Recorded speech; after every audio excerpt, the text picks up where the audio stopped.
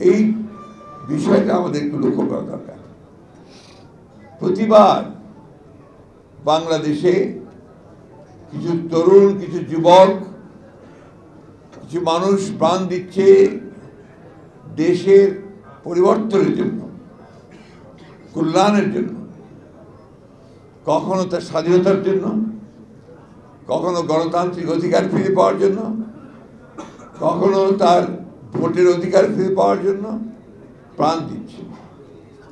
তারপরে সেই সুযোগ সৃষ্টি করছে। যেমন এখন এই মুহূর্তে বাংলাদেশে একটা নতুন সম্ভাবনার সৃষ্টি হয়েছে, নতুন সুযোগ সৃষ্টি হয়েছে, যে বাংলাদেশের মানুষেরা গণতান্ত্রিক ব্যবস্থার জন্য দীর্ঘ 15 বছর লড়াই করেছে, প্রাণ দিয়েছে, কারাগারে গেছে, নির্যাতিত হয়েছে। সেই মানুষগুলো আবার অতি সম্প্রতি এই 24-এর 5 তারিখে তারা আরেকটা বিজয় অর্জন করেছে। সেই বিজয়ের অর্জন কিন্তু অনেক রক্তের মধ্য দিয়ে, অনেক প্রাণের ভিতর দিয়ে।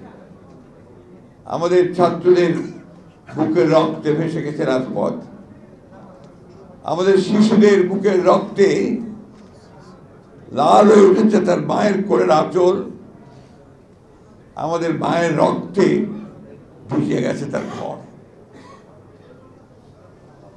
আপনারা ভাবুন যে কি পরিমাণ ত্যাগ স্বীকার করলে,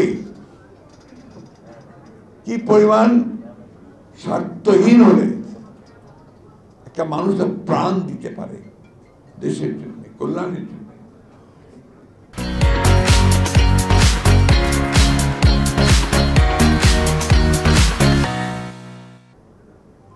এটাই বোধহয় দেশপ্রেম, এটাই বোধহয় মাতৃভূমির জন্য ভালোবাসা। এটা তো আমরা বারবার দেখিয়েছি।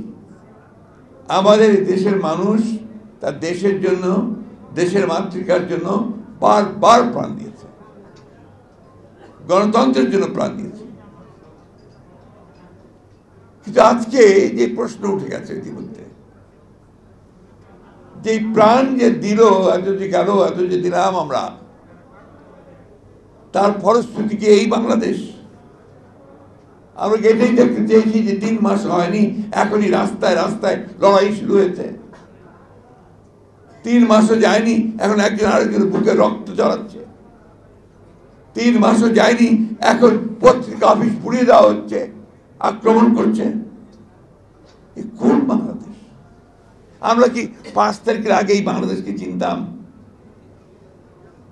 তাহলে আজকে কেন এই ভয়াবহ বিভাজ্যতা, আজকে কেন এই ভয়াবহ হিংসা, আজকে কেন এই ভয়াবহ অস্থিরতা?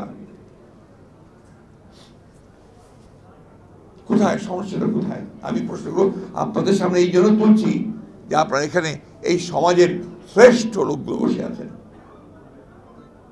আপনার ছাত্র জীবনের শ্রেষ্ঠ ছাত্র ছিলেন, আপনার কর্মজীবনের শ্রেষ্ঠ, আপনারা আমাদের মানুষের কাছে, সাধারণ মানুষের কাছে আপনারা দেবতা, আপনার চিকিৎসক। তাদের সামনে এই প্রশ্নগুলো আমি তুলছি। আর কতই বিভাজন নিয়ে, আর কতই ঘৃণা নিয়ে আমরা বাংলাদেশকে টেনে উপরে তুলবার চেষ্টা করব? বারবার টেনে তোলা হবে, আবার পড়বে ঘৃণা দিয়ে, মিথ্যা দিয়ে, দানবীয় শক্তি দিয়ে, আবার উঠবে, আবার ফিরবে। আমি এই কথা আজকে এই জন্যই বলছি যে মিলন যে প্রাণ দিয়েছিল, এখানে আমরা সবাই অনেক গুণগান করলাম, অনেক কথা বললাম। যারা এখানে আছেন তারা অনেকেই তার সঙ্গে সরাসরি যুক্ত ছিলেন, সেই আন্দোলনের সঙ্গে।